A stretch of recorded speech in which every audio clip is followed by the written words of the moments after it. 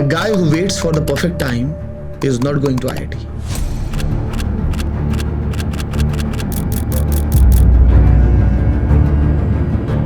Shocked? Let's find out more.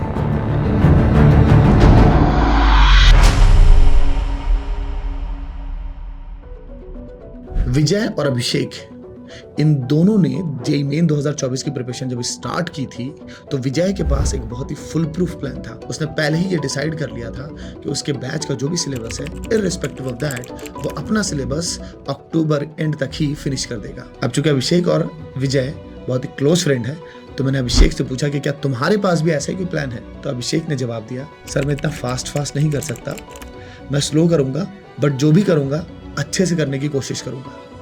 और अभिषेक ने बिल्कुल ऐसा ही किया। एक और बात जो मुझे बहुत डिफरेंट लगती थी दोनों में, अभिषेक हर मॉक टेस्ट के बाद 2 दिनों तक उसी मॉक टेस्ट के साथ रहता था, और जब तक वो सारे डाउट्स ना निकाल ले, जब तक कि वो पेपर की पूरी फुल एनालिसिस ना कर ले कि उसने कैसे मिस्टेक किया, क्या गलती की और उसे क्या नहीं करना चाहिए था, तब तक वो मॉक टेस्ट पेपर को छोड़ता नहीं था। वहीं पर विजय को मैंने पिछले 1.5-2 महीने से एक भी मॉक टेस्ट पेपर लगाते हुए नहीं देखा था। जब मैंने यही बात विजय से पूछी तो पता विजय ने क्या जवाब दिया कि sir I am waiting for the perfect time, जब मैं परफेक्ट तरीके से सिलेबस खत्म करके, परफेक्ट तरीके से प्रैक्टिस खत्म करके, परफेक्ट तरीके से मॉक टेस्ट देना शुरू करूंगा। ये जो परफेक्ट टाइम वाला ट्रैप है, ये विजय को नहीं पता था उसके लिए कितना नुकसानदेह होने वाला है। विजय की जेईई मेन में फाइनल परसेंटाइल आई 96.3 और वहीं अभिषेक की जस्ट इमेजिन 99.87। अब ये जो डिफरेंस क्रिएट हुआ, इस डिफरेंस का सबसे बड़ा श्रेय जाता है उसी परफेक्शन सिंड्रोम को। वैसे मैं अभी ये जो परफेक्ट टाइम से रिलेटेड हमारे अंदर जो बहुत सारी ऐसी बातें होती हैं जो हमें पता भी नहीं चलती हैं और हमें वो गलत रास्ते पर लेकर के चली जाती हैं, एक ऐसे रास्ते पर लेकर के चली जाती है जहां पर सिर्फ और सिर्फ हमारी जेईई की प्रिपरेशन का distraction. And that is why in this video I am going to stop you from becoming that perfect time वाला गाय। विजय और अभिषेक के मार्क्स का डिफरेंस, आखिर क्या क्या रीजंस थे कि विजय के मार्क्स पीछे रह गए ज्यादा सिलेबस कवर करने के बावजूद, और अभिषेक के मार्क्स ज्यादा ऊपर चले गए कम सिलेबस कवर करने के बावजूद? इसके कई रीजन हैं। जो सबसे पहला रीजन मैं ध्यान दिलाना चाहूंगा वह परफेक्शनिज्म वर्सेस एक्शन का। जहां पर अगर विजय के अप्रोच की बातचीत करें तो विजय ने परफेक्शनिज्म का रास्ता अपनाया हुआ था। उसके माइंड में यह था कि जब तक कि वह बहुत अच्छे से पढ़ नहीं लेता, बहुत अच्छे से सिलेबस कवर कर नहीं लेता, बहुत अच्छे से कॉन्सेप्ट्स नहीं पकड़ लेता, बहुत अच्छे से प्रिपेयर्ड नहीं हो जाता, तब तक वो मॉक टेस्ट देना शुरू नहीं करेगा। इस परफेक्शनिज्म के रास्ते पर चल करके विजय के हाथ जो चीज लगी वो थी प्रोक्रास्टिनेशन। अब ये माइंडसेट प्रोक्रास्टिनेशन वाला, it can severely limit the amount of practice and the exposure to various type of problems. वहीं पर अभिषेक ने जो अप्रोच अपनाया वो अप्रोच था फेल फॉरवर्ड का अप्रोच। अब ये फेल फॉरवर्ड का अप्रोच इनकरेज करता है स्टूडेंट्स को to solve problems even if they don't fully grasp the concepts. मतलब कॉन्सेप्ट बहुत अच्छे से नहीं भी आता है, सॉल्विंग स्टार्ट करो। सॉल्विंग स्टार्ट करने से पहले तो वो मेंटल बैरियर तुम्हारा खत्म हो जाता है सॉल्विंग का। एग्जाम के दिन तुम्हें एक्चुअली सॉल्विंग ही करनी है, कॉन्सेप्ट्स जा करके लिखने नहीं है। तो वो सॉल्विंग का जो डर है पहले वो दूर हो जाता है। दूसरा, आप दूसरों से पहले गलतियां करना सीखते हो, और जितना पहले आप गलतियां करना सीखोगे और उस पर वर्क करोगे, उस पर एक्शन लोगे, उतना ही जल्दी आप दूसरों से अपने आप आगे चले जाओगे एक्शन लेने के मामले में और कॉन्सेप्ट्स को समझने में।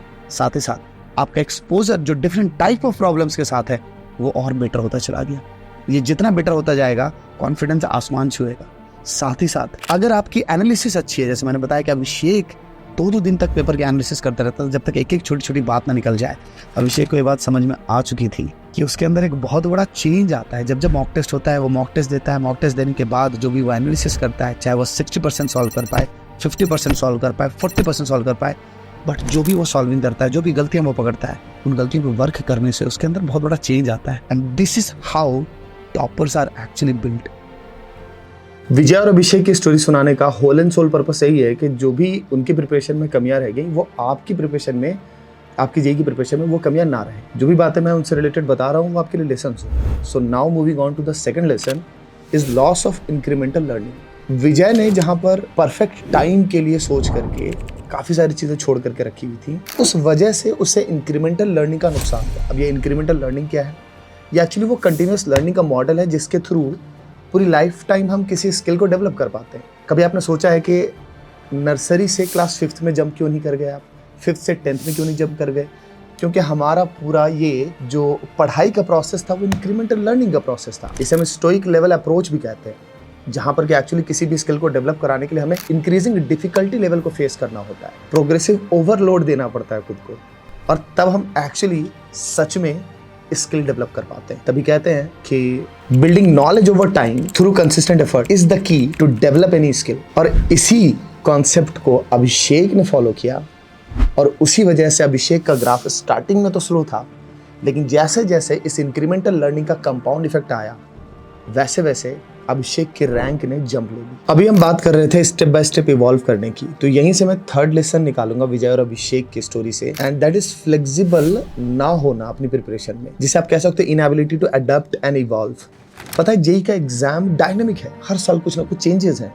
आप जानते हो कि अभी फिजिक्स में डायरेक्ट क्वेश्चंस ज्यादा दिखाई देते हैं फॉर्मूले बेस्ड, जो पहले नहीं था। केमिस्ट्री की बात करें तो जनरल इनऑर्गेनिक और जनरल ऑर्गेनिक, इनसे क्वेश्चन इस साल काफी ज्यादा दिखाई दिए जो पहले नहीं थे। अगर किसी बच्चे ने अपने आप को रिजिडली पहले के पैटर्न के हिसाब से जोड़ा हुआ था तो उसे एग्जाम में शॉक मिला होगा। शॉक में गए आप, दैट मीन्स कि आपके टेम्परामेंट का नुकसान, और टेम्परामेंट का नुकसान मतलब कि उस समय जो कॉन्फिडेंस गिरेगा वो आपके मार्क्स गिराएगा। आप ये अफोर्ड नहीं कर सकते। बिल्कुल इसी चीज ने विजय की पेपर सॉल्विंग को हैम्पर किया। वहीं अभिषेक ने चूंकि अपने आप को डिफरेंट टाइप के पेपर्स के साथ एक्सपोज करके रखा था, तो उसके लिए इस शॉक को एब्जॉर्ब करना बहुत आसान था, और इसीलिए उसी प्रोपोर्शन में परफॉर्म करना भी आसान हो गया। यहीं से, इसी डिस्कशन से मैं फोर्थ लेसन निकालूंगा, that is poor time management. सोच करके देखो, विजय ने अपने लिए मॉक टेस्ट भी परफेक्ट टाइम के लिए छोड़ा हुआ था कि जब तक वो 100% सिलेबस ना कर ले, जबकि अभिषेक ने अपने आप को पहले ही झोंक दिया आग में, और वो फौलाद बन करके निकला।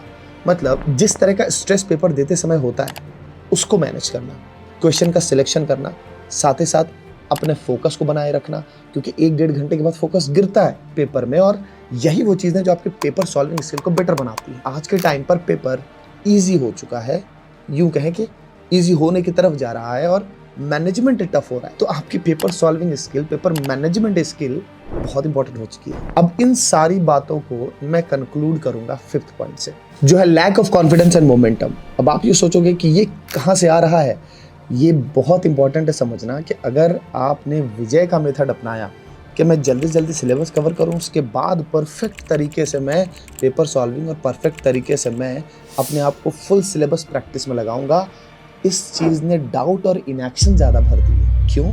बिकॉज आप अगर ये टारगेट लेकर के चल रहे हो कि आप आज से 2 महीने 3 महीने बाद मॉक टेस्ट देना शुरू करोगे, दैट मीन्स कि आप वेट कर रहे हो, and there is a gap between where you are and where you should be. And ये जो गैप है, ये आपके माइंड के अंदर एक डाउट और इनएक्शन की सिचुएशन क्रिएट करता है, जिस वजह से आपका माइंड उस कॉन्फिडेंस के थ्रेशोल्ड को क्रॉस नहीं कर पाता, जो मिनिमम रिक्वायरमेंट है पेपर सॉल्विंग के प्रेशर को फेस करने के लिए, जेईई मेन के, जेईई एडवांस के प्रेशर को फेस करने के लिए। And that is where Abhishek was winner again. आसान स्टेप्स ले करके अभिषेक ने अपना मोमेंटम गेन किया, और फिर वह एवरेज डिफिकल्टी की तरफ गया, और इस तरह से अपना कॉन्फिडेंस लगातार बढ़ाते गया। और जैसा कि मैंने पहले भी बताया है, ये जो इंक्रीमेंटल लर्निंग है, इसने उसे कंपाउंड इफेक्ट बिल्कुल सही समय पर दिया, और उस कंपाउंड इफेक्ट की वजह से उसकी रैंक शूट अप कर गई। जो हर किसी टॉपर के बिल्ड होने का राज होता है, वो यही होता है। तो मैंने आपसे 5 पॉइंट्स डिस्कस किए।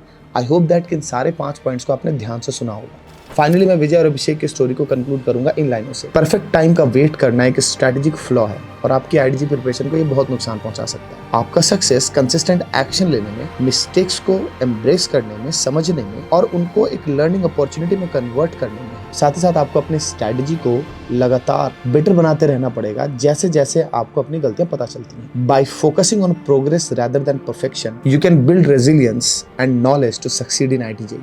All the best.